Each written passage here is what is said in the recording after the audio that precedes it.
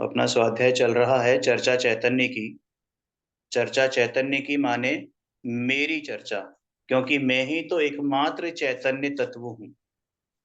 तो मेरी चर्चा माने मेरी बात चल रही है, और इसमें जो बात बताई गई है वो हमें इस भव सागर से पार कराने के लिए काफी है, अगर इसका प्रॉपर तरीके से यथार्थ विधि से स्वाध्याय किया जाए, इसको सही तरीके से समझा जाए और भाव भाषण किया जाए तो बड़े ही भाग्यों उदय की बात है हमारे लिए कि पूज्य श्री बाबूजी ने हमारे लिए ये चर्चा करी। हालांकि उन्होंने मुमुक्षुओं के साथ चर्चा करी थी, उनको तो इसका लाभ मिला ही, और आज उनके इस पर्याय में ना होने के बावजूद भी इसका लाभ हम लोग अनविरत रूप से ले पा रहे हैं। हमारी चर्चा कल चली थी ज्ञान और ज्ञेय की एकता के स्वरूप में, जहां पर यह बात आई थी कि जानने वाला और जानने में आने वाला, ये क्या दो भिन्न भिन्न पदार्थ हैं? ये क्या दो भिन्न भिन्न पदार्थ हैं कि नहीं?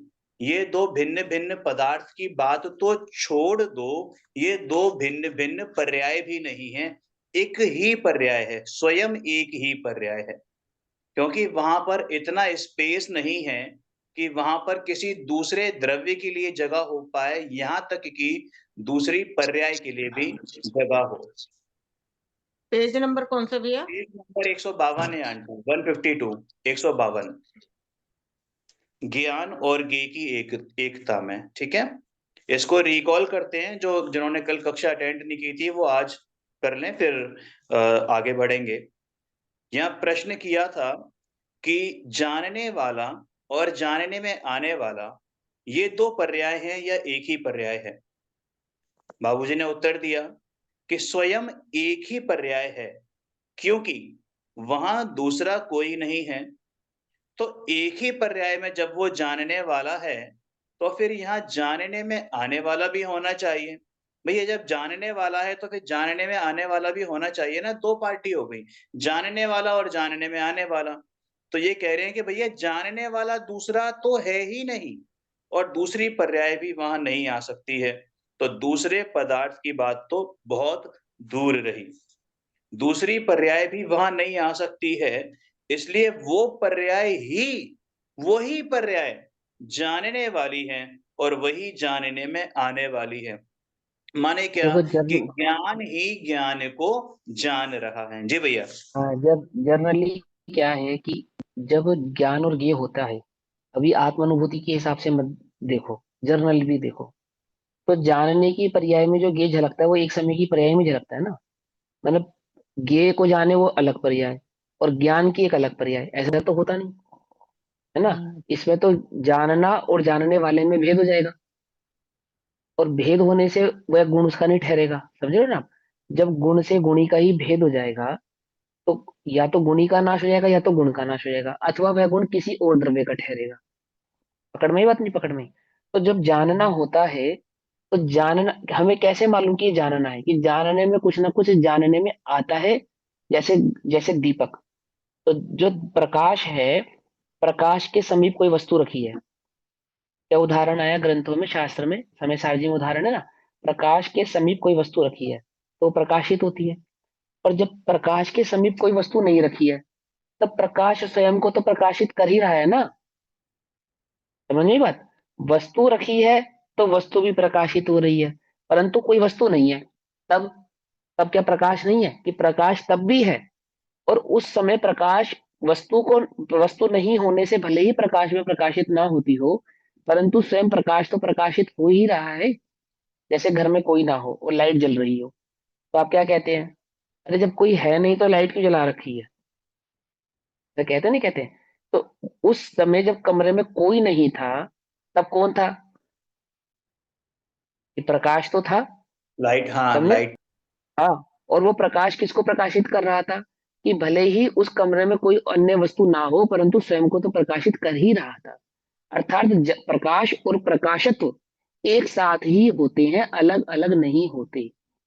आई बात समझ में? यानी एक तो प्रकाश और प्रकाश का प्रकाशपना, जिसमें वो प्रकाशित होती है वस्तुएं, वो दोनों भेद नहीं है, एक ही है। ऐसे ही ज्ञान और ज्ञान में जानने की पर्याय, ठीक, ये दोनों क्या है, एक ही है, मतलब एक ही समय पे होने वाले भाव हैं। और जब पर्याय जानने की पर्याय होगी, तब वह किसी ना किसी को तो जानेगी, समझे ना। वो जानना वो स्वभाव है कि वह किसी ना किसी को जाने, ऐसा ही ज्ञान का स्वभाव है ना। अब वो पर को नहीं जानेगा तो स्वयं को जानेगा।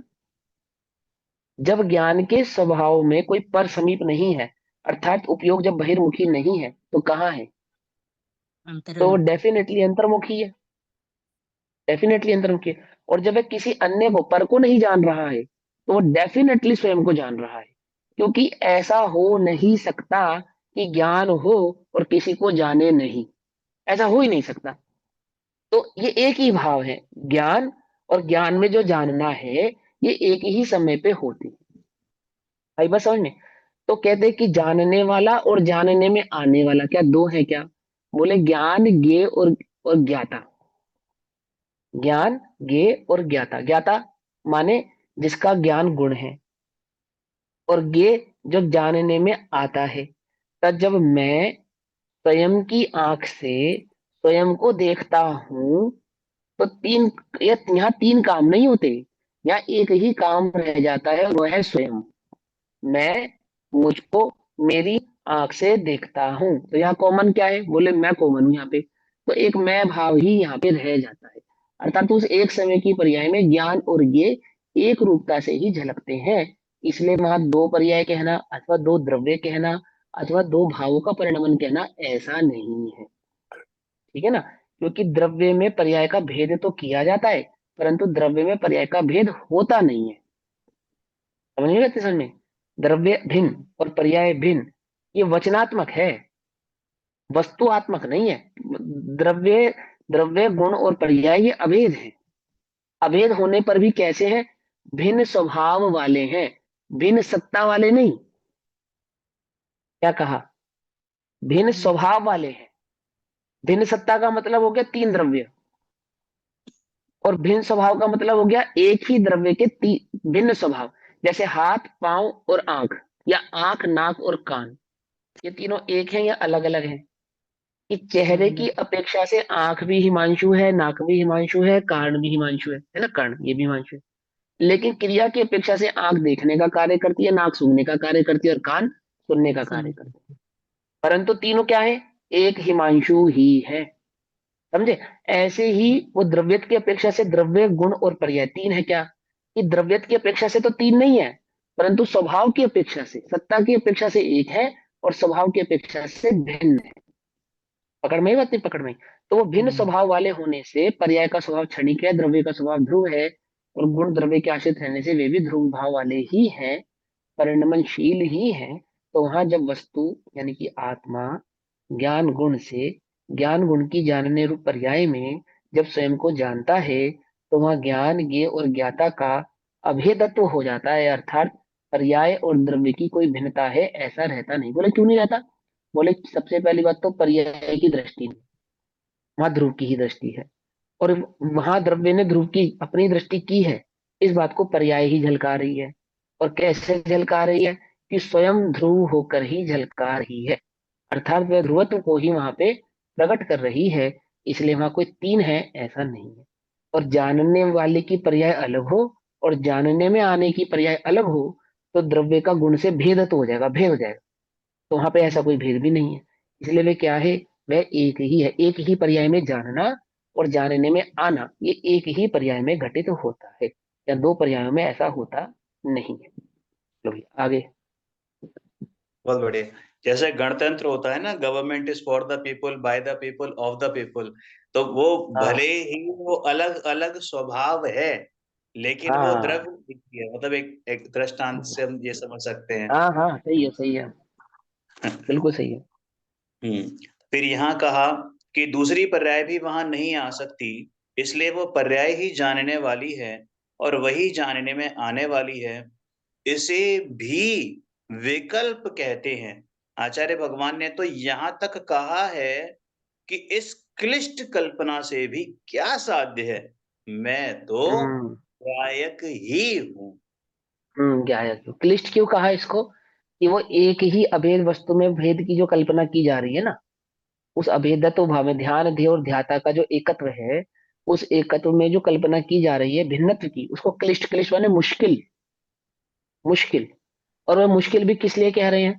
क्योंकि वहां एक समय की पर्याय की चर्चा हो रही है। वो एक समय की पर्याय जो कि केवल ज्ञान गम में है, छद्मस के ज्ञान का विषय नहीं है।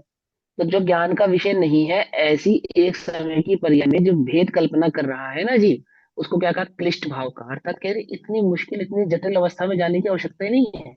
जब सहज जानना भाव प्रकट हो रहा है, और जहाँ सहज ध्रुवत्व की दृष्टि होकर सहज जानन जानन जानन भाव आपो आप ही प्रकट हो रहा है, वहां इतनी क्लिष्ट कल्पना करने की आवश्यकता ही क्या है? कि मैं जानने वाला हूँ, जानने में आने वाली जो पर्याय है वो जानने वाले से जानने में आने वाली तत्व की भिन्नता है। बोले ये सब चक्कर में पड़ने की आवश्यकता ही नहीं है। सिर्फ एक बात समझो कि मैं ध्रुव हूँ, बस।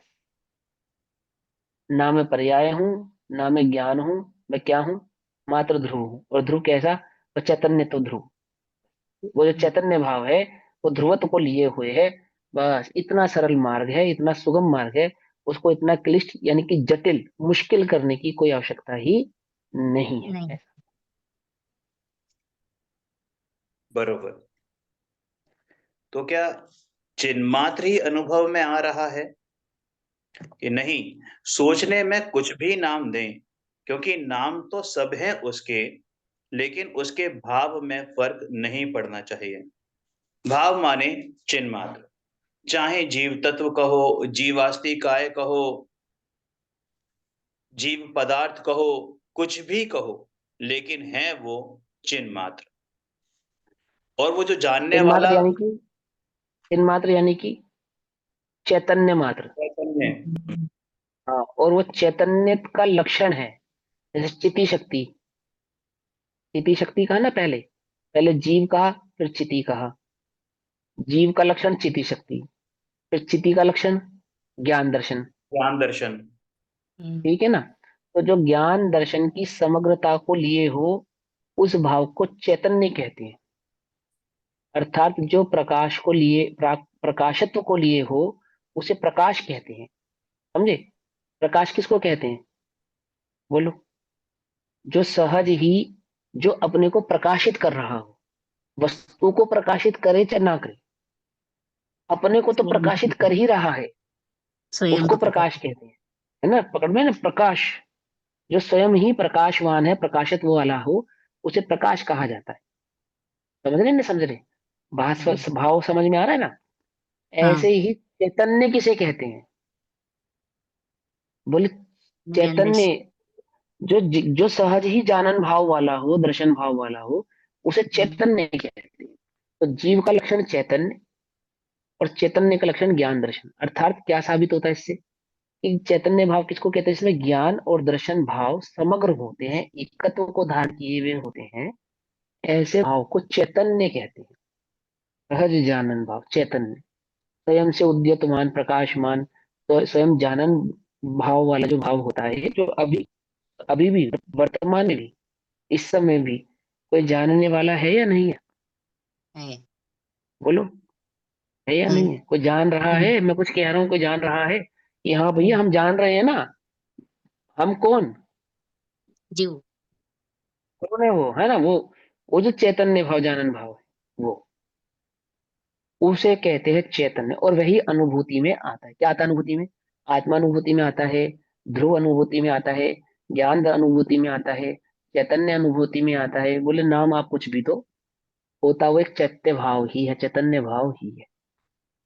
ठीक है ना? एक सहज जानन जानन जानन जो भाव चलता है ना, इसमें अहमपना होता है। और जानन जानन भाव से भी नहीं, जानने वाले ध्रुव में, जानन लक्षण से तो उसको पकड़ते हैं।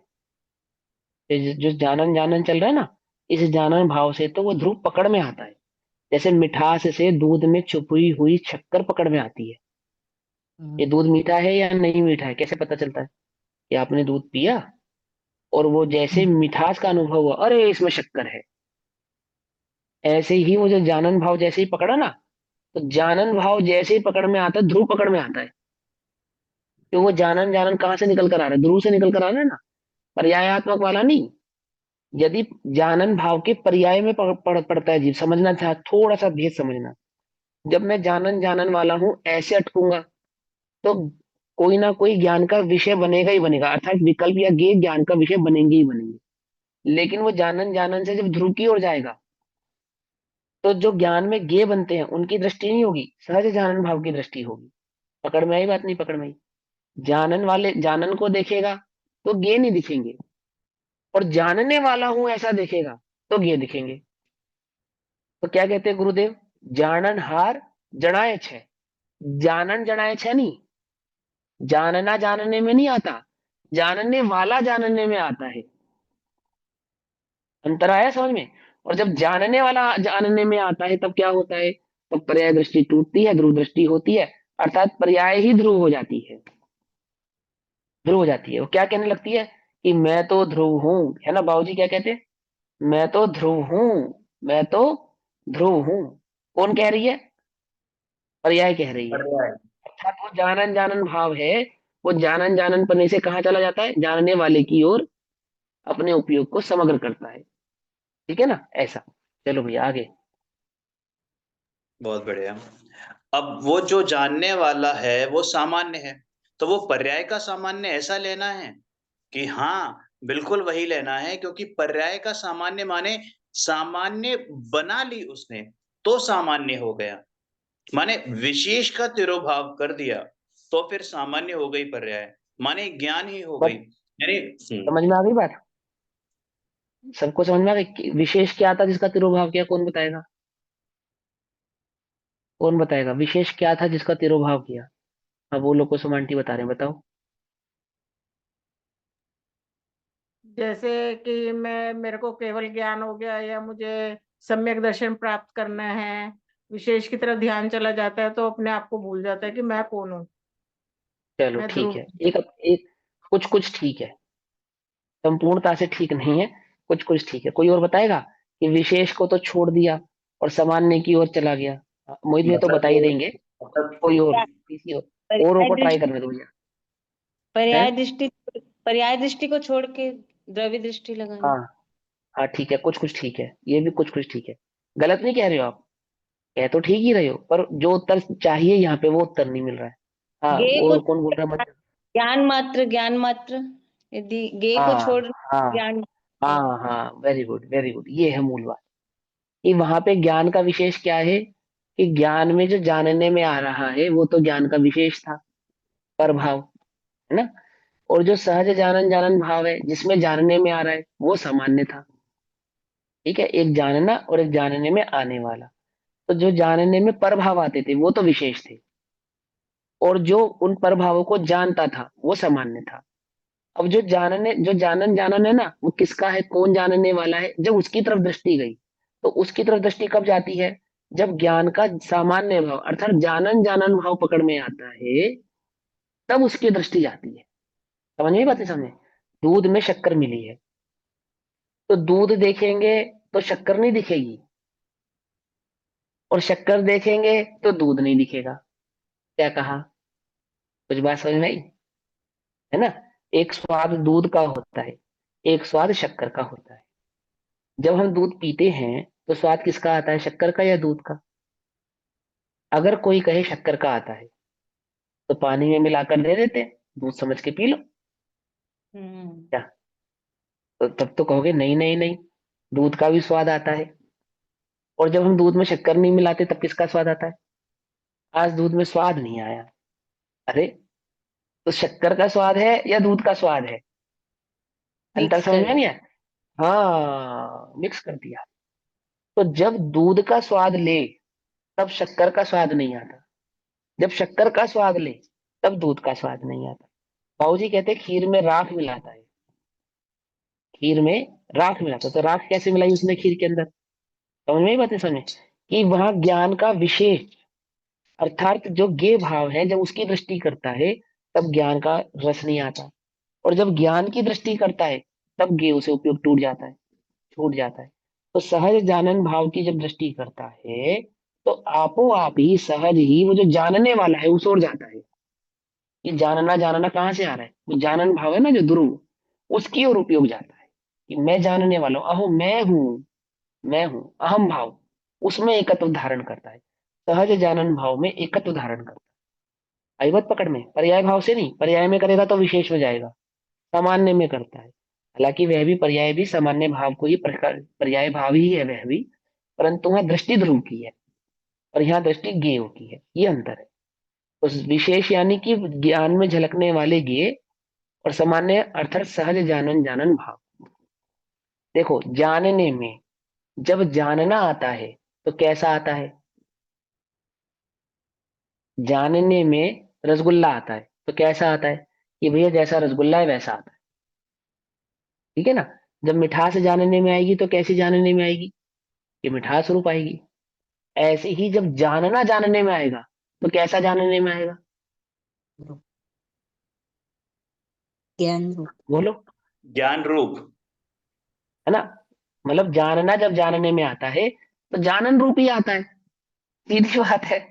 जो जानना है, सहज जानना जानना जानना, यानी ज्ञान का जब ज्ञान होगा तो ज्ञान रूपी होगा। और ज्ञान कैसा है? कैसा है ज्ञान? बताओ, ज्ञान का स्वरूप कैसा है? ज्ञान रूपी कैसा है। दिखता है ज्ञान? ज्ञान कैसा रूपी दिखता है? है। ज्ञान हाँ, रूपी है। कैसा दिखता है? हम पूछे ज्ञान कैसा दिखता है? ज्ञान जैसा ज्ञान ही की दिख। खुशबू, खुशबू कैसी है ज्ञान की? ज्ञान रूपी है। ज्ञान कैसा सुनाई देता है? ज्ञान का सब स्वाद कुछ, कैसा है? सब कुछ ज्ञान रूपी है। समझ गए? वो सहज जानन जानन जैसा ही है, वह तो बस वह ही है। उसको कहते हैं तो चैतन्य। स्वाद ही रहता है ना भैया, स्वाद तो हाँ स्वाद ही रहता है, वो कभी नहीं हटता। उसको ही हाँ, जानना मतलब है। हाँ स्वाद को हाँ पता है तो वो स्वाद ही स्वाद हाँ है, बाकी हाँ हाँ, चीजों को स्वाद ही नहीं स्वाद। पता। हाँ मतलब वहाँ स्पर्श रस गंध वर्ण वाली स्वाद की बात थोड़ी कर रहे थे हम तो वहाँ वो जो जानन जानन जानन जानन है अतीन्द्रिय, जैसा इंद्रियों से जानने में आवे ऐसा नहीं। जो एक सहज जानन भाव है, उसको अतीन्द्रिय कहा, है ना। अगर हम उसको आप बोलो कैसा है तो बोले उसको कहा नहीं जा सकता, अवचनीय। हाँ, एक चैतन्य भाव मात्र है। अब उसको कहीं ज्योति कहेंगे, कहीं उसको प्रकाश कहेंगे, है ना, कहीं उसको अ, आनंद कहते हैं, आनंद कहते हैं, सुख कहते हैं। पर ये सब शब्दों में नहीं आएगा। कोई कहे आनंद रूप है, ये तो बस एक मजबूरी है, शब्द की मजबूरी है कि हमें कुछ ना कुछ कहना पड़ रहा है। जैसे इसके लिए उदाहरण देते हैं कि आप दो सबने देसी घी खाया, देसी घी, देसी घी खाया, हाँ। तो बोले देसी घी का स्वाद कैसा होता है? बताओ। कि ये बात तो पक्की है कि देसी घी में स्वाद होता है, और ये बात भी पक्की है कि जिसमें भी मिला दो उसके स्वाद को बढ़ा देता है ना। दाल में मिला दो तो दाल स्वादिष्ट हो जाती है, सब्जी में मिला दो तो सब्जी स्वादिष्ट हो जाती है, रोटी पे लगा दो तो रोटी स्वादिष्ट हो जाती है। तो ये बात तो पक्की है कि उसमें स्वाद है। अब हम आपसे पूछे कि बताओ कैसा है? कि वो घी जैसा है। खुद खाओ खुद खाओ। घी जैसा है। मैंने अगर कहने की भी कोशिश करोगे ज्यादा से ज्यादा तो क्या कहोगे? घी जैसा है बस। तो कहीं उसको आनंद कहा, कहीं उसको चैतन्य कहा, कहीं उसको प्रकाश कहा, एक ज्योति का और द्योतमान कहा, आदि आदि। पर वह तो मात्र अनुभव से ही जानने में आता है, अनुभूति भाव मात्र है। वो एक जानन जानन भाव मात्र है। जानना जानने में आता है। कैसे जानने में आता है? बोले जैसा जानना होता है वैसा जानने में आता है। तो ये भाव थोड़ी जानने में आता है।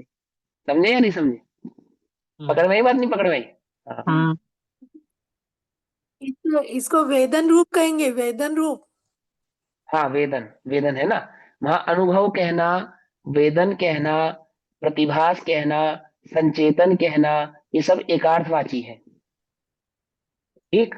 अनुभव कहते हैं, वेदन कहते हैं, संचेतन कहते हैं, प्रतिभास कहते हैं, है ना। तो ये सब एकार्थवाची होते हैं, या उसको सहज जानन जानन भी कहते हैं। आत्मा जब आत्मा को जानेगा, कैसे जानेगा? बोले आत्मा का आत्मा को जानना वेदन ही है ना, अनुभूति ही है। समझे या नहीं समझे? ऐसा वेदन नहीं जैसे ठंडा गर्म है, वहां अनुभूति को वेदन कहा। पर का अनुभव जैसा करते हो ऐसे स्व का अनुभव किया। समझ नहीं रहती? समझने पर का अनुभव कैसे करते हो कि स्पर्श गुण की ठंडी पर्याय को तुमने जाना, तो मैं होकर जाना कि मुझे ठंड लग रही है अथवा मैं ठंडा हो गया। स्पर्श गुण की गर्म पर्याय को जीव ने जाना। कैसे जाना? कि मुझे गर्मी लग रही है अथवा मैं गर्म हो गया। ऐसे ही जानन भाव को जीव ने जाना। क्या जाना? कि मैं जानने वाला हूं, अहो मैं तो ज्ञाता हूं। ध्रुव हो गया, ध्रुव में एकत्व धारण करके। बात पकड़ में आई या नहीं पकड़ में आई? सर्दी गर्मी का वेदन कैसे करते हैं बोलो? कि एकत्व को दो धारण करते हो ना, एकत्व, एकत्व की जो अनुभूति है उसको अनुभव कहते हैं। ऐसे ही स्वयं में चैतन्य में जो एकत्व की अनुभूति है, एकत्व भाव धारण किया, उस एकत्व में जो स्थिरता आई उसको अनुभूत कहा। मतलब वेदन भाव है वो, अनुभव भाव है, अनुभव से ही जानने में आता है। देखो अभी तुम्हें सर्दी लग रही है या गर्मी लग रही है? सर्दी भी लग क्या रही है, लग रहा है गर्मी बोलो? भी लग रही है, मौसम अजीब सा हो रहा है। अब उपयोग जैसे गया एकदम से अनुभूति होने लगी। क्या? जी जैसे ही जी तुम्हारा जी उपयोग जी गया स्पर्श गुण की जी तरफ, उपभोग है ना? शामिल हो गया उसमें। हाँ, जैसे ही उपयोग स्पर्श गुण की ओर गया तो तुरंत ही क्या होने लगा? सर्द गर्म का अनुभव होने लगा। ऐसे ही उपयोग जैसे स्वसन्मुख हुआ तो स्वानुभूति होने लगी। सीधी सी बात, समझ में आई बात नहीं समझ में आई? जी। जैसे ही उपयोग स्वसन्मुख हुआ तो स्वयं का वेदन करने लगा। उपयोग परान्मुख था तो पर का वेदन कर रहा था। अभी जैसे मैंने तुमसे पूछा सर्दी लग रही है गर्मी, तो एकदम से उपयोग कहाँ गया तुम्हारा? सर्दी गर्मी की वजह स्पर्श गुण की तरफ चला गया ना। और हम्म। जैसा भी था, सर्द था या गर्म था माहौल, तुम्हें वो फील होने लगा। ऐसे ही उपयोग ने जैसे ही स्वसन्मुख हुआ, उपयोग स्वसन्मुख होता है तो स्वानुभूति होती है। समझ में आई बात नहीं समझ में आई? अनुभव प्रकट होता है। उसको क्या कहा? स्वभाव की सन्मुखता, उपयोग की एकाग्रता। समझे ऐसा? हाँ सर लांटी कुछ कहना चाहते हैं। ये कहना चाहती आपने सबका नाम दे दिया, सबको इधर से जोड़ दिया, पर जो मैं जान रही, जो मैं हूँ, उसको शब्दों से नहीं, वेदन से भी नहीं कह सकते उसको, उसके लिए कोई शब्द ही नहीं बना। वो जो नहीं शब्दों से नहीं। अपने मतलब शक्कर खाते हो, शक्कर का रस लेते हो, वो बात अलग है, पर उसका जो रस है वो निरंतर चलता है, उसको कोई शब्द नहीं दे सकते अपन। शब्दों से बखान नहीं हो सकता उस चीज का। वो वो ऐसी तो चीज हमने कहा ना अवचनीय तो है, पर अनुभूति में तो आएगी ना। स्वयं की, तुम तो नहीं हाँ बता स्वयं की। सकती। हाँ, बता ही नहीं सकते, वो तो ऑब्वियस सी बात है, वो तो है ही अवचनीय। लेकिन जब उसको बताने का प्रयास किया गया तो क्या कह दिया गया? कि भैया कहने में उसको चैतन्य कहा गया, एक है ना? प्रश्न पूछ। हाँ हाँ, चैतन्य कहा गया, सुख कहा गया, आनंद कहा गया, है ना? और वो तो बस वो ही है, दो ऐसा चीज तो ऐसा मिल ऐसा जाती कहा है, गया। होने में आता ना भैया जी, तो दो चीज मिल जाती हैं। हाँ हाँ, वो मैं, उसमें तो हाँ, हम कभी आपकी नहीं बात समझ रहती, गए। वहां जाने मतलब के वो बाद अवचनीय है। हम्म। ठीक ठीक। ठीक है सही बात है। हाँ दीदी आप बोलिए, नीता दीदी क्या कह रहे हैं आप? हाँ भैया, जैसे अपन रसगुल्ला कोई वस्तु खा, जैसे रसगुल्ला खाया या कोई नमकीन खाया, तो उसका जो रस है, मतलब कड़वा कसेला मीठा जो भी स्वाद आ रहा है, तो वो गेय के प्रति लुब्धता के कारण आ रहा है, ज्ञान ही ज्ञान हाँ, चल रहा नहीं नहीं वो गेलुब्धता है। है। यदि वो गेलुब्धता है। देखो अब उसमें दो बातें समझो। सम्यक दृष्टि ने मीठा खाया और मिथ्या दृष्टि ने मीठा खाया, हम्म तो स्वाद तो दोनों को मिठास का ही आएगा ना। हम्म आएगा या नहीं आएगा? अब उसमें लुब्धता किसको कहते हैं? जहां स्वभाव की खबर नहीं है, यानी कि श्रद्धा की गुण की अपेक्षा से समझना पहले। हम्म जब स्वभाव की खबर नहीं होती तो जहां सुख बुद्धि होती है वहीं जीव की लुब्धता होती है। क्योंकि सुख बुद्धि पर में है, इसलिए उसी मिठास को गेय लुब्धता कहा। ठीक। और स्वभाव का दर्शन होने के बाद जब सुख बुद्धि आत्मा में हो गई, ठीक है ना, आत्मा से एकत्व हो गया, तो जब स्वयं से एकत्व हो गया उसके बाद भी मिठास आई रसगुल्ला खाने पर, तो मिठास तो जानेगा ना। भाई ज्ञान तो वैसा ही जानेगा ना जैसी वस्तु है। यदि यदि रस गुण की मिठास रूप पर्याय है तो ज्ञान मिठास रूप ही जानेगा। हम्म जानेगा नहीं जानेगा? और चारित्र की अस्थिरता से उसमें सुख बुद्धि भी हो सकती है, अच्छा बुरा हम्म लगना भी हो सकता है। लेकिन उपयोग में यानी श्रद्धान में जो आत्मा से एकत्व हुआ है उसके कारण उस आने वाले स्वाद में गे लुब्धता नहीं कही जाएगी। तो गे भैया लुब्धता एक कब कहते हैं? गे लुब्धता कब कहते हैं? जब ज्ञान और गे की भिन्नता को नहीं पहचानता। और ज्ञेय को ही ज्ञान है ऐसा मानता है, उसको तो कहते हैं ज्ञेय लुब्धता। जब ज्ञान और ज्ञेय दोनों की सत्ता को भिन्न पहचानता है, ठीक, उस अवस्था में ज्ञेय लुब्धता नाम नहीं पाता है। ऐसा। अब आगे पूछो, अब क्या कहना है। वो जैसे पर में जो सुख बुद्धि है उसको तोड़ने का फिर अभ्यास जैसे चलना चाहिए, डेली प्रैक्टिस, मतलब तो वो हाँ, कैसा करना? स्वभाव की रुचि हुए बिना, अच्छा। वस्तु स्वरूप को जाने बिना, सात तत्वों के स्वरूप को भली प्रकार से निर्णय किए बिना वह रस बाहर से टूटता नहीं है। ठीक है ना। स्वभाव की रुचि पैदा होवे उसके लिए स्वभाव स्वसन्मुख होने के लिए पहले स्वभाव का विवरण पढ़ा जाता है। देखो, आप एक दुकान पे साड़ी खरीदने गए, तो वो साड़ी आपको पसंद आ जावे, इसके लिए सेल्समैन क्या करता है कि बहुत उस सारी साड़ी साड़ियाँ। की महिमा, नहीं, उस हम्म। साड़ी की महिमा गाता है आपके आगे हम्म। कि ये इतनी महंगी साड़ी है, बाजार में एक लौता पीस है, इसमें सोने चांदी का काम हुआ है, इतनी महंगी है, आपको सस्ते में मिल जाएगी, इसका डिजाइन सबसे यूनिक है, देखो आपके ऊपर कितनी जचेगी, आदि आदि, ऐसा करेगा ना वो। और फिर देखते देखते देखते उसकी बात सुनते सुनते, साड़ी पुराण सुनते सुनते, आपको साड़ी के प्रति क्या हो जाता है, हाँ ये तो सुंदर लग रही है ना। ऐसे ही वहां परीक्षा करके वस्तु स्वरूप का जो बार बार अभ्यास किया गया, सात तत्वों का बार बार अभ्यास किया जाता है, उस अभ्यास में जब जब ये बात अंतर में लगने लगती है कि अहो, मुझे तो इन बातों की खबर ही नहीं थी, सबसे पहले मुझे तो पता ही नहीं था, आज तक अनादि से मैं ये बात ही नहीं समझ पे आया कि अहो मैं तो आत्मा हूँ, ओहो मुझे तो इन बातों की खबर ही नहीं थी, ऐसा। और फिर मैं कौन हूँ, मेरा स्वरूप क्या है, जब इसको रुचि पूर्वक जिज्ञासा पूर्वक समझने की चेष्टा करता है, तब वहां पे ये सम्यक दर्शन का कार्य होना शुरू होता है। रुचि, रुचि उसका नियामक कारण। पर द्रव्यन्ते भिन्न आप में रुचि, आप में रुचि सम्यक तो भला है। सम्यक तो होने का पहला कारण, मूल कारण क्या है, आत्म द्रव्य से प्रीति। और आत्म द्रव्य से प्रीति होवे उसके लिए क्या करूं, कि स्वरूप को समझने का अभ्यास, स्वरूप को समझने का प्रयास निरंतर करे। जब जब स्वरूप समझ में आवे, स्वरूप की महिमा आएगी, और जब स्वरूप की महिमा आएगी तो स्वरूप की प्राप्ति भी होगी। आई बस समझ में ऐसा। चलो भैया आगे। करत करत अभ्यास के जड़मति होत सुजान। अभ्यास करते करते अज्ञानी भी ज्ञानी बन जाता है। ज्ञानी हो जाते हैं।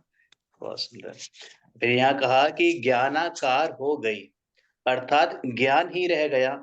ज्ञान ही रह गया माने आत्मा ही रह गया, ये अंश में नहीं अटकता है। अब यहाँ जो अंश लिया है भैया, ये पर्याय की बात है ना, अंश मतलब चाहे पर्याय हो, भेद हो, चाहे दीपाली दीदी को कोई क्वेश्चन पूछना है?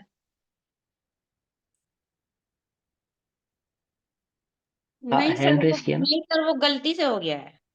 अच्छा कोई बात नहीं, चलो। ये जो अंश में कहा है कि ये अंश में नहीं अटकता है, तो माने ये अंश चाहे गुण रूप ले लें, चाहे पर्याय रूप ले लें, चाहे भेद रूप ले लें, चाहे कुछ भी, इसी की बात है ना यहाँ पर, कि अंश में नहीं अटकता हम्म। है ना। इसकी तो तूफानी चाल है। तो जो है उन सबको छोड़ता जा रहा है, स्वयं पुरुषार्थ पूर्वक। ये बहुत इंपॉर्टेंट लाइन है, स्वयं पुरुषार्थ पूर्वक ये सारा कार्य हो रहा है, लेकिन इसमें भी हे बुद्धि है। मतलब हाँ पुरुषार्थ को भी उसमें उन्होंने हे बुद्धि की कैटेगरी में, हे की कैटेगरी में डाल दिया है। अब क्यों डाला है, क्योंकि ये जो पुरुषार्थ पूर्वक कार्य हो रहा है, ये ध्येय की ओर ले जाने का हो रहा है। ध्येय की ओर ले जाने का हो रहा है माने कि ध्येय वहां नहीं है, ध्येय प्रकट नहीं है ना, तभी तो ले जाने का कार्य हो रहा है। ध्येय प्रकट नहीं है, तभी तो वहां ले जाने का कार्य हो रहा है, क्योंकि ध्येय तो यहाँ पड़ा हुआ है, ध्येय तो यहाँ पड़ा हुआ है, इसलिए उसको हे बुद्धि कहा है। और ध्येय यानी कि जो उपादेय है वो यहाँ पड़ा पड़ा हुआ है, और उनसे ये मिलता नहीं है, क्योंकि इनमें चल चलता है, और वो अकंप है, निष्कंप है।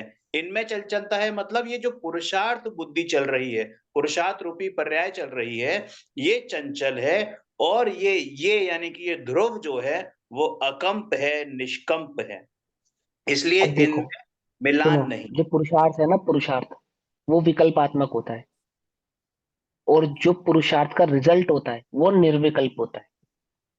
अगर आपको पिछली चर्चा ध्यान में हो तो आपको याद होगा बाबूजी ने आपको क्या कहा कि अनुभव होने से पहले विकल्पों में अनुभूति स्वरूप भगवान आत्मा खड़ा कर लेता है। वो करता है ना, जो जो आत्मा का स्वरूप है, जैसा जैसा वो वस्तु स्वरूप है बिल्कुल डिक्टो वैसा वस्तु स्वरूप विकल्प में पैदा करता है, खड़ा करता है। और फिर उसमें ममत्व करता है, यह मैं हूं, यह मैं हूं, यह मैं हूं। समझे? और जब जिस उस विकल्पात्मक स्वभाव में जिसमें ये भाव धारण कर रहा है कि यह मैं हूं, यह मैं हूं, यह मैं हूं, समझे या नहीं समझे? तो जैसे ही वो प्रकट होता है, मतलब वो अनुभूति को जाता है, प्रकट होता है, तो वहां पे जो विकल्प चल रहा था ना, मैं हूं, मैं हूं, मैं हूं, मैं हूं, वो क्या रह जाता है? हूं। मैं चला जाता है उसमें से। पकड़ में ही बात, नहीं पकड़ में याद है? अभी पिछली चर्चा में ही बताया ना, क्या रह गया? हूं। तो वो हूं रह गया, तो क्या हो गया? बोले वो जो हूं माने वो जो अनुभव स्वरूप है, हूं ऐसा विकल्प भी नहीं है। वो जो है, जैसा वस्तु स्वरूप है वैसा जो अनुभूति में आ रहा है, उसमें जो अहमपना हो गया, उसको उसको कहा हूं, शब्दों से कहा। विकल्पों में वह भी नहीं है। उस अहमपना को क्या कहा? निर्विकल्प। तो जब पुरुषार्थ कर रहा था तब मैं ध्रुव हूं, मैं ध्रुव हूं, मैं ध्रुव हूं, और जैसे ही ध्रुव अनुभव में आया तब खत्म हो गई बात। तो वहां वो विकल्प, तो यदि विकल्प में अहम बुद्धि करेगा, पर्याय में अहम बुद्धि करेगा, पुरुषार्थ में अहम बुद्धि करेगा, तो वस्तु को कैसे प्रकट करेगा? कोई व्यक्ति रेस दौड़ता हो, है ना, ओलंपिक में दौड़ते ना, तो दौड़ने में अहम बुद्धि करेगा तो लक्ष्य पे नहीं पहुंच पाएगा। अहम बुद्धि कहाँ करेगा? लक्ष्य की करेगा, तो दौड़ेगा तो सफल हो जाएगा। क्या कहा? अंतर समझ में आया नहीं आया? उसको अहम बुद्धि कहाँ करनी है? लक्ष्य पे, कि मुझे दौड़ कर वहां पहुंचना है। और कोई ये सोचे बस मुझे तो दौड़ना है, तो उसको, अब उसकी दृष्टि से क्या गौण हो गया? क्या गुण हो गया उसकी दृष्टि से? लक्ष्य गुण हो गया। लक्ष्य अब तो दौड़ते ही रहेगा ना, उसको दौड़ने से प्रेम है उसको। अब वो धीमे दौड़े तो भी, तेज दौड़े तो भी, और जिस प्रकार से दौड़ना चाहिए चाहे उस प्रकार से दौड़े चाहे नहीं दौड़े, तो उसको तो दौड़ने से मतलब है। लेकिन मुझे दौड़ना नहीं है, मुझे लक्ष्य पे पहुंचना है, लक्ष्य पे पहुंचना है। तो जिसकी दृष्टि लक्ष्य पे होती है, जब तेज दौड़ना होता है वो तेज भी दौड़ता है, और जब मंद दौड़ना होता है तब मंद भी दौड़ता है। क्योंकि दृष्टि लक्ष्य पर है कि मुझे लक्ष्य किस प्रकार से प्राप्त होगा, कब मुझे तेज दौड़ना है और कब मुझे धीरे दौड़ना है। ऐसे ऐसे हे गुण, हे उपाधि आपो आप ही होते हैं दौड़ में, क्योंकि दृष्टि लक्ष्य की है। ऐसे ही वहां पुरुषार्थ में ध्रुव हूं, मैं ध्रुव हूं, मैं ध्रुव हूं, ऐसे पुरुषार्थ की दृष्टि करेगा तो पुरुषार्थ में ही सुखी हो जाएगा, वस्तु स्वरूप की तो प्राप्ति नहीं कर पाएगा।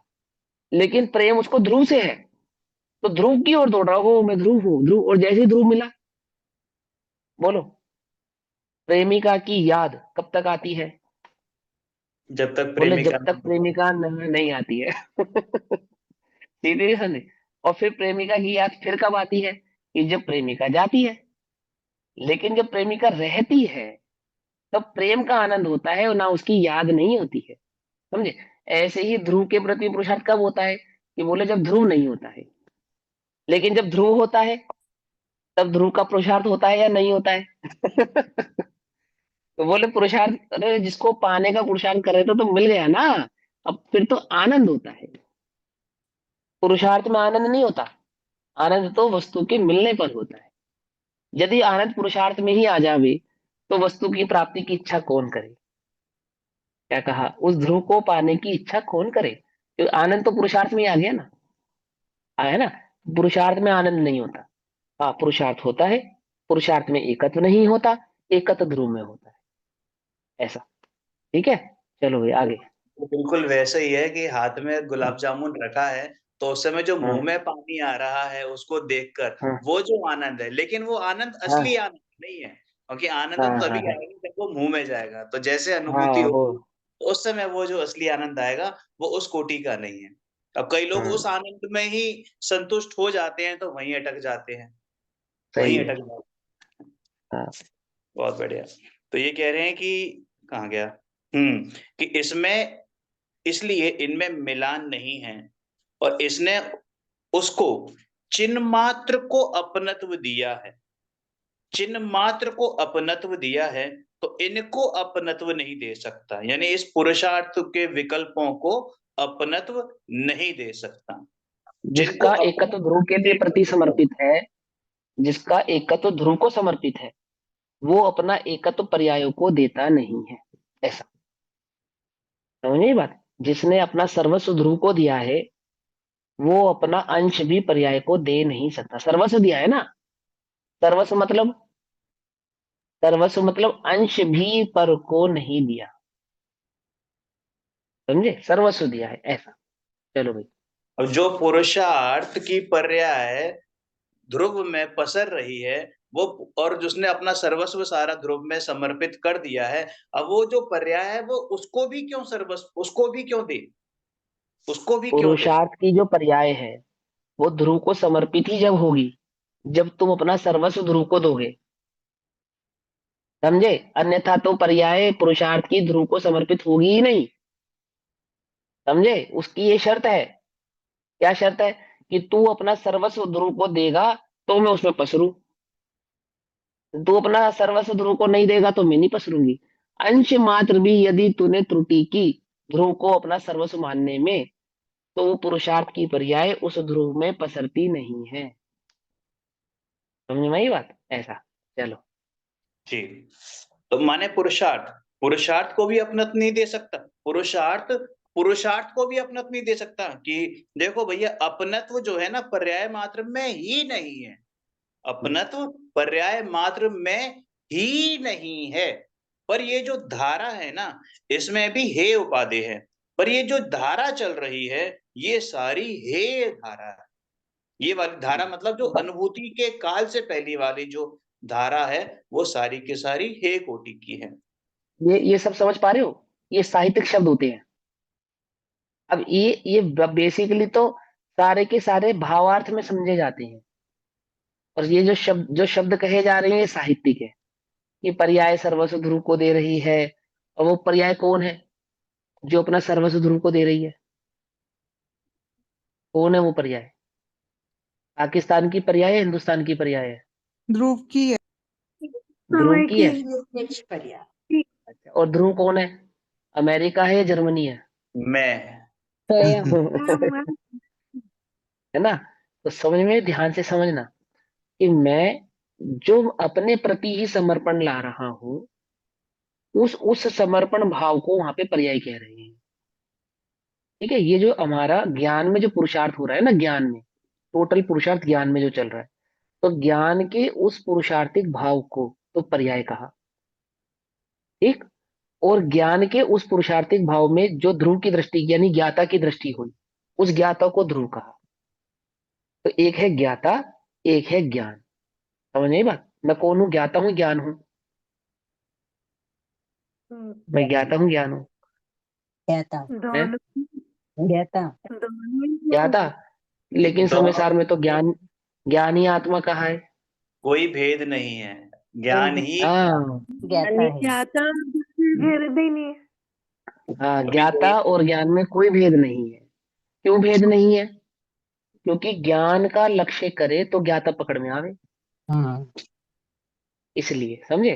क्योंकि दोनों अभेद है ना, ज्ञान से ज्ञाता अभेद है ना, तो ज्ञान समानने की दृष्टि करेगा तो ज्ञाता पकड़ में आएगा, क्योंकि वो ज्ञाता तो अरूप ही है। उस ज्ञाता को वो ज्ञाता कैसे पकड़ में आएगा? ना तो उसका कोई रंग है, ना तो कोई उसकी आवाज है। जो अनहद सुनते हैं वो तो आवाज से पकड़ लेते हैं क्या? और जिन्हें ज्योति रूप समझ में आता है वो प्रकाश से पकड़ लेते हैं, है? और जिन्हें अमृत से समझ में आता है वो कंठ से झरने वाले रस से पकड़ लेते हैं। हम तो स्यादवाद रूपी भगवान आत्मा के दृष्टा जानने वाले हैं। हमारे को तो अलिंगन, हमारे को तो अलिंगन स्पर्श रस गंध वर्ण से पकड़ में आने वाला नहीं है ना। तो कैसे पकड़े? बोलो भैया, कैसे पकड़े? बोले ज्ञान है ना, ज्ञान। बोले हाँ। जाग तो जीव उबोश है। ये जो ज्ञान जाग रहा है ना, ये जो उद्योतमान है, ये ज्ञान ज्योति, बोले यही ज्ञाता है। ये ज्ञान कोई ज्ञाता से भिन्न थोड़ा ही है। प्रकाश है तो प्रकाश से भिन्न थोड़ा ही है। क्या कहा? कैसे पता लगेगा ये प्रकाश है? बताओ भैया, कहाँ है प्रकाश, कहाँ है प्रकाश? कि भैया वो बल्ब है ना, वो प्रकाश है। बोलो, बल्ब प्रकाश है या नहीं है? जब जब लाइट चली जाती है तो बल्ब तो रहता है, लेकिन प्रकाश कहाँ चला जाता है? तो लो, प्रकाश पकड़ के बताओ, कहाँ है प्रकाश? कमरे में प्रकाश है या नहीं है? प्रकाश जैन, प्रकाश चंद की बात नहीं कर रहे हम। कि भैया प्रकाश तो हमारे पड़ोसी का नाम है। तो बोलो, तुम्हारे इस कमरे में प्रकाश है या नहीं है? कि हाँ है। बताओ कहाँ है? कि ये है ना भैया, दिख रहा है ना? कहाँ दिख रहा है प्रकाश? दिखाओ कहाँ दिख रहा है। देखो, तुम्हें प्रकाश दिख रहा है या नहीं दिख रहा है, बोलो। अब देखो, प्रकाश दिख रहा है या प्रकाशत्व दिख रहा है? क्या कहा? क्या दोनों दिख रहा एक है, बोलो। दोनों समझे? एक मतलब प्रकाश, प्रकाश की पर्याय से प्रकाश पकड़ में आ रहा है, नहीं आ रहा है? हम्म अब बोलो, प्रकाश कहाँ है? दिख तो रहा है। कहाँ दिख रहा है? दिखाओ ना, कहाँ है, बताओ कहाँ है प्रकाश? हमें दिखाओ। दिखाई नहीं जा सकती, वस्तु को देख रहे हैं तो पता चल रहा है कि प्रकाश है। हाँ, तो प्रकाश दिख रहा है या नहीं दिख रहा है? दिख जो रहा है। दिख रहा है ना? तो हम्म बताओ, हमें भी दिखाओ ना। कि भैया जो दिख रहा है यही प्रकाश है, कि हमें तो तुम दिख रहे हो? कि अरे, हम जो दिख रहे हैं ना, प्रकाश में ही दिख रहे हैं। यदि तुमने ये कहा कि तुम दिख रहे हो, तो तुमने प्रकाश की सिद्धि कर दी, क्योंकि बिना प्रकाश के तो हम दिख सकते नहीं। यदि तुम्हें हम दिखे, दैट मीन्स तुमने प्रकाश को ही देखा है। पकड़ में आई, नहीं पकड़ में बात? ध्यान से समझना, उल्टा नहीं पकड़ लेना, गड़बड़ मत कर देना। ऐसे ही तुमने जैसे ही ज्ञान की दृष्टि की है, ओहो, तुमने ज्ञाता ही देखा है। क्या कहा? ज्ञान ही आत्मा है, आत्मा ही ज्ञान है। आत्मज्ञानम स्वयं ज्ञानम। समझ में ही बात नहीं? समझ में? आत्मा ही ज्ञान है, ज्ञान स्वरूप ही है। कैसे? कि जैसे ही तुम ज्ञान के देखोगे, तुम्हें ज्ञाता की ओर लक्ष्य होगा ही होगा। हाँ हाँ, अब बोलो कुसुम आंटी, क्या कह रहे हो आप?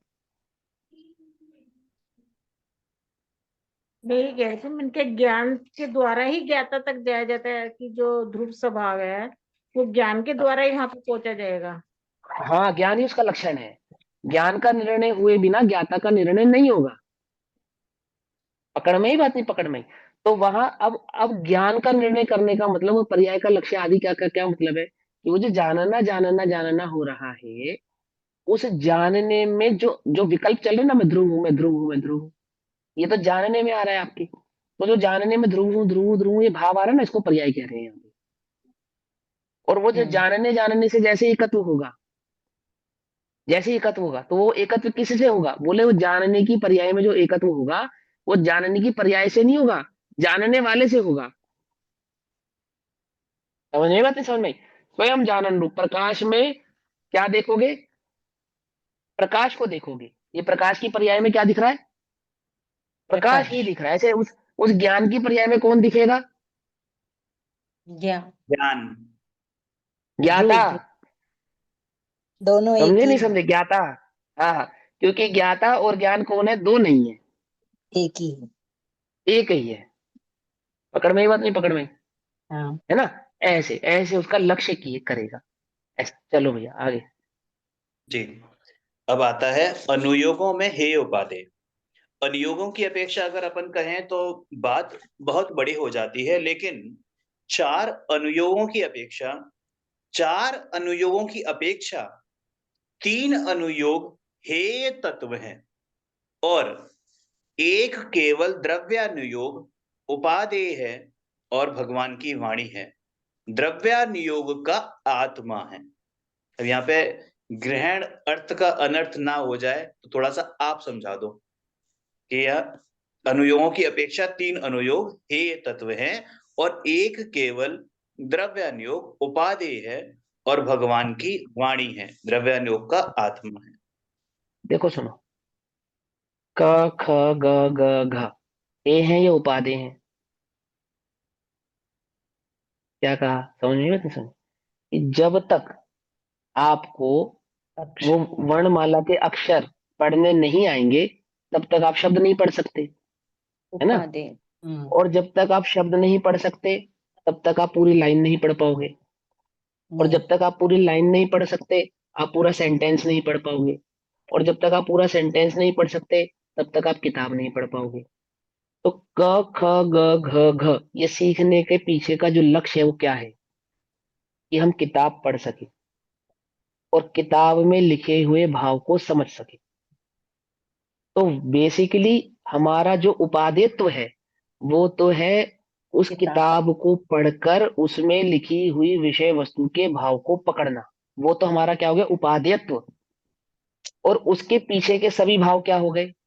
हे। कब तक हे है?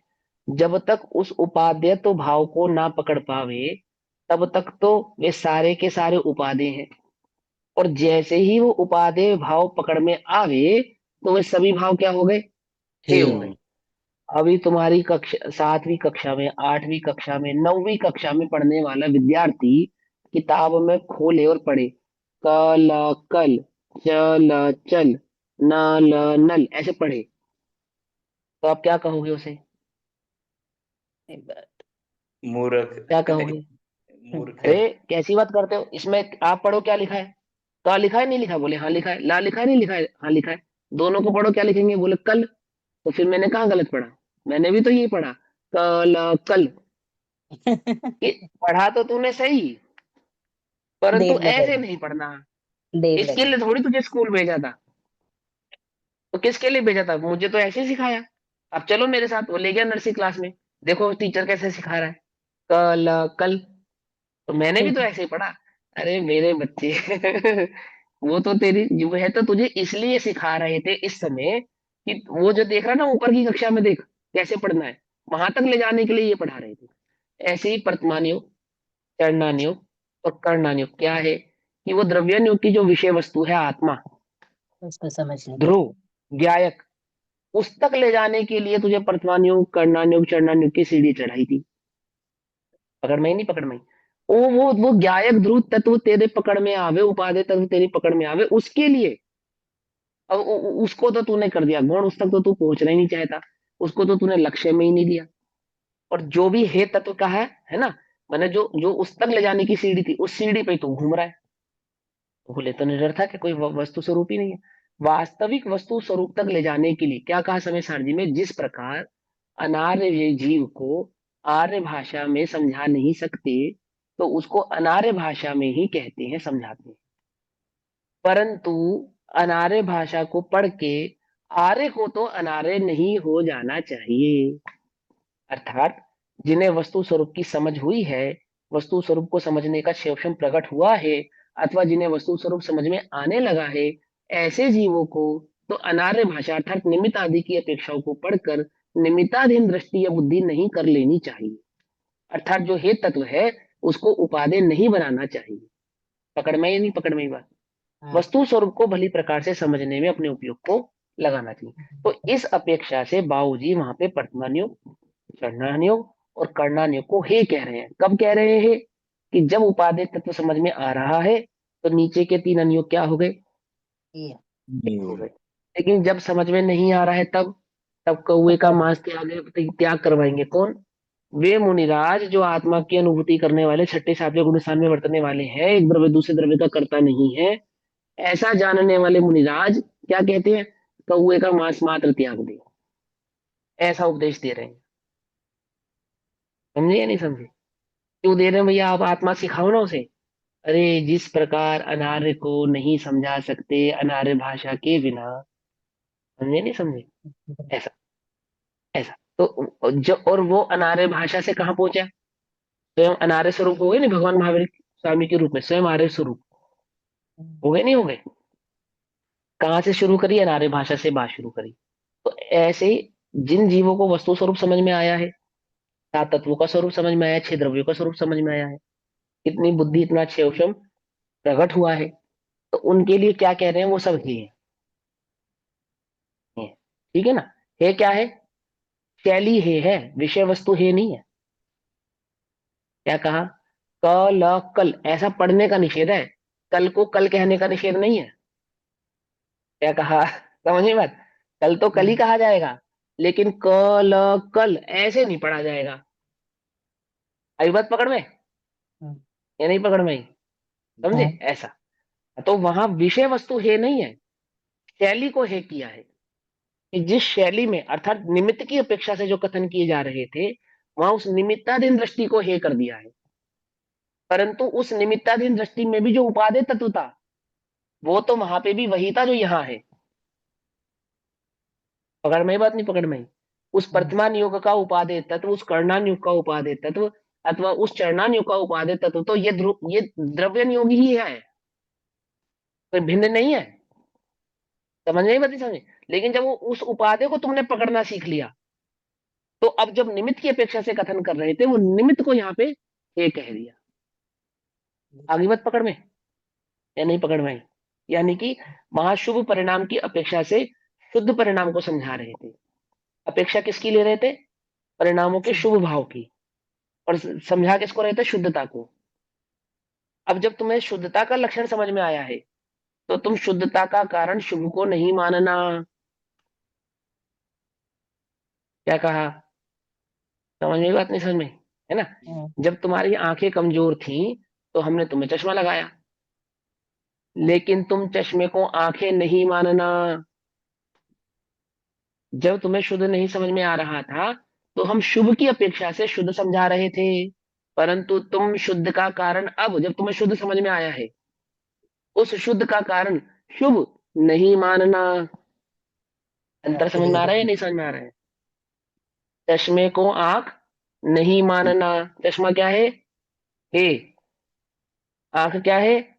उपादेय। चश्मा फूट जाने पर आंखें नहीं फूटती। क्या? समझे या नहीं समझे?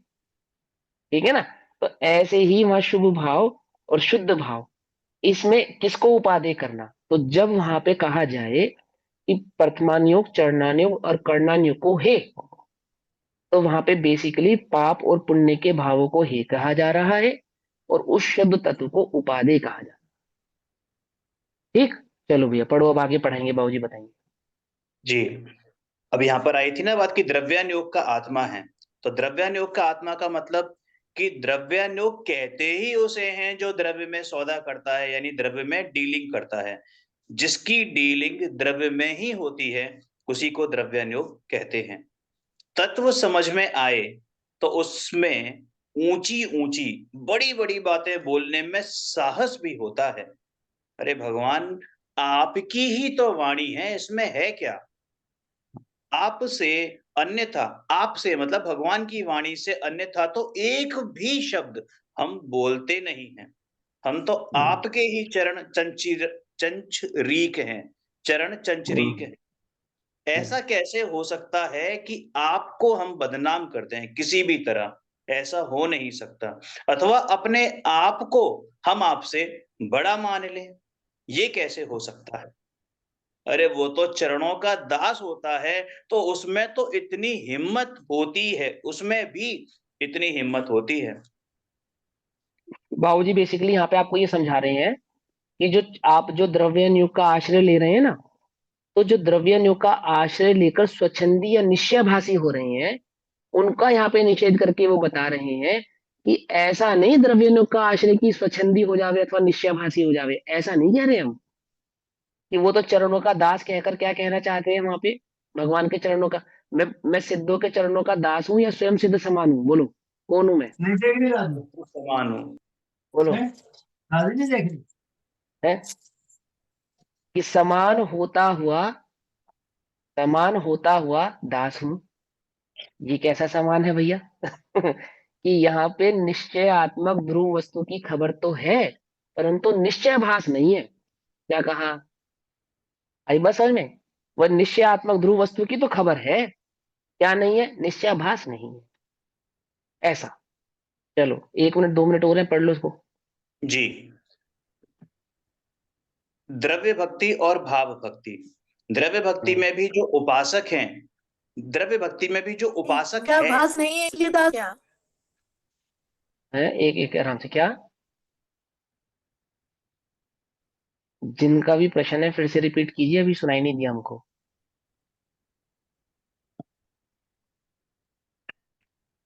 ये कह रही थी कि नित्याभास नहीं है इसलिए दास का है क्या? सेंचुरी का है ना हाँ उससे। हाँ हाँ, वो यही इसलिए तो कहा, जो वो अपने को चंचरीक कह रहा है, अर्थात चरणों का दास कह रहा है, चरणों की धूल धूल कह रहा है, वो कौन है? कि जिसे वस्तु के निश्चयात्मक पक्ष की खबर तो है, परंतु निश्चयाभास नहीं है। वो ये बात कह रहा है। द्रव्य योग को पढ़ के, द्रव्य योग को समझ के, निश्चयात्मक भाव को समझ के, द्रव्यार्थिक नय की विषय वस्तु को दृष्टि में लेने के बाद उसने जो द्रव्य योग से अपने स्वरूप का, अपने भाव को, अपने चैतन्य भाव को समझा, तो उसने क्या पाया? क्या पाया? कि अपने को सिद्ध समान जानता हुआ सिद्धों के चरणों का अथवा अरिहंतों के चरणों की स्वयं को धूल हो, ऐसा कह रहा। कह कैसा रहा है? कि चरणों की धूल हो। और अनुभव कैसा कर रहा है? कि सिद्ध हूं। अरे ये तो मायाचारी हो गई भैया। क्यों हो गई? नहीं हो गई, अनुभव तो कर रहा है सिद्ध और कह रहा है दास। है कि अरे अरे ये मायाचारी नहीं है, ये तो लघुता है। उस सिद्धत्व को प्रकट करने के बाद ज्ञानियों का क्या लक्षण है? ज्ञानी का क्या लक्षण है? जो सच्चा ज्ञानी है वो ये बात जानता है कि ज्ञान कभी पूर्ण नहीं होता लोक में। तो इसलिए क्या अपने को क्या कहता है? ज्ञानी हमेशा अपने को लर्नर कहेगा। क्या कहेगा? जो वास्तविक ज्ञानी है। डॉक्टर क्या कहता है? क्या करता हूं मैं? मरीज को देखता है ना, 20 साल हो जावे, 25 साल हो जावे, सर्जन होवे, एमडी होवे, प्रैक्टिस प्रैक्टिस कर रहा हूँ। वकील हो जावे, 10 साल, 15 साल, 20 साल पुराना वकील क्या कह रहा है? प्रैक्टिस कर रहा हूँ। प्रैक्टिस कर रहा हूँ मतलब जानते हो कि मैं अभी वकालत सीख रहा हूँ, मैं डॉक्टरी सीख रहा हूँ। जज क्या करते हैं? प्रैक्टिस कर रहे हैं। अर्थात न्यायाधीश न्याय करना सीख रहे हैं। कंप्लीट नहीं, अल्टीमेट नहीं है वो। पकड़ में ही बात नहीं, पकड़ में। डिग्री है उसके पास एमडी की, सर्जन की, बट कर क्या रहा है? कि सीख रहा हूं। बात समझ में आई नहीं? क्या है ये? वो सिद्ध समान अनुभव करने वाले, और वो हम तो सिद्धों के दासानुदास है। क्यों भैया दासानुदास क्यों है हम? क्योंकि वो पर्याय का विवेक है उनको। समझे? क्या है? प्रज्ञा में पर्याय का विवेक है। किसको? जिसको द्रव्य स्वरूप समझ में आया है भली भांति उसको। तो जिनको पर्याय का विवेक है उनको कहा वे निश्चयभाषी नहीं है, और जिन्हें पर्याय का विवेक नहीं है वे निश्चयभाषी है। ठीक है? तो उपादेय तत्व द्रव्यानुग उपादेय है, और ऐसा होने पर भी वे क्या है? कि अपने को तो सिद्धों के, अरंतों के, मुनिराजों के चरणों की दास, उनके चरणों की धूल है, ऐसा कह रहे हैं। पकड़ में ही बात नहीं? पकड़ में। पर्याय के विवेक के कारण कौन है भैया? अरिहंत भगवान परम गुरु। इनके मुनिराजों के। मुनिराज क्या कह रहे हैं? परम गुरु। आचार्य परम गुरु किसको कह रहे हैं? अरिहंतों को। अरिहंत किसको कह रहे हैं? परम गुरु। अगर उपचार से कहें तो सिद्धों को, और स्वभाव से कहें तो सिद्ध स्वयं को सिद्ध समान अनुभव, सिद्ध अनुभव करते हैं। अरिहंत स्वयं को सिद्ध अनुभव करते हैं। आचार्य स्वयं को सिद्ध अनुभव करते हैं। उपाध्याय स्वयं को सिद्ध अनुभव करते हैं। मुनिराज स्वयं को सिद्ध अनुभव करते हैं। ज्ञानी स्वयं को सिद्ध अनुभव करते हैं। स्वयं को ध्रुव अनुभव कर रहे हैं ना सभी के सभी। और वो ज्ञानी मुनिराजों का दास अनुदास, मुनिराज आचार्यों के दासानुदास है ना अरिहंतों की अपेक्षा से, और वे अरिहंतों के और अरिहंत सिद्धों के। ये उपचलित कथन है। सबको पर्याय का विवेक है, और सब अपने को अनुभव क्या करते हैं? मैं तो ध्रुव हूँ, चैतन्य है, शुद्ध हूँ। ये द्रव्यानु का पक्ष है, स्वरूप समझा रहे हैं। निश्चय व्यवहार सियादवाद की वहां पे पूर्णता है, लक्ष्यता है, संपूर्ण समग्रिक भाव है ना? ऐसा। अब क्या प्रसंग चला? नया प्रसंग क्या उठाया उसके बाद? द्रव्य भक्ति और भाव भक्ति। द्रव्य भक्ति और भाव भक्ति। तो अब तो समय हुआ, तो एक द्रव्य बात भक्ति और बोलूं, भाव भक्ति करो। हाँ मैं जी, हाँ बोल रही, जी। ये तो बोल देते हैं कि सो हम, पर हम सो कहने में थोड़ा टाइम लगता है अभी, इसलिए द्रव्यानुग पढ़ा जाता है। सो हम तो हम आपकी। बिल्कुल निश्चित है, सो हम तो हाँ। निश्चित है बिल्कुल, पर हम सो कहने में द्रव्यानुग आता है बीच में। तब भी हम हम्म। द्रव्यानुग का पूर्ण होगा, तब हम सो जब कह पाएंगे हम। हाँ हाँ, मतलब जब वो पर्याय में पूर्णता हो जाएगी तब होगा, है ना? यही है ना इसका अर्थ, हम सो। ठीक, करेक्ट, सही बात है। बहुत इंपॉर्टेंट विषय आ रहा है अब आगे, क्योंकि इसमें हमारी पात्रता बताई जाएगी, मुमुक्षु की पात्रता क्या होती है। तो इसको कल करेंगे। सभी लोग ज्वाइन करें टाइम से। निज निधि निज में बताई, यह अनंत उपकार है। उसके लिए जिन वाणी माँ को वंदना शत बार है, वंदना शत बार है। नमो हरिहंतरम, नमो सिद्धारम, नमो हरिहरम, नमो वज्रम, नमो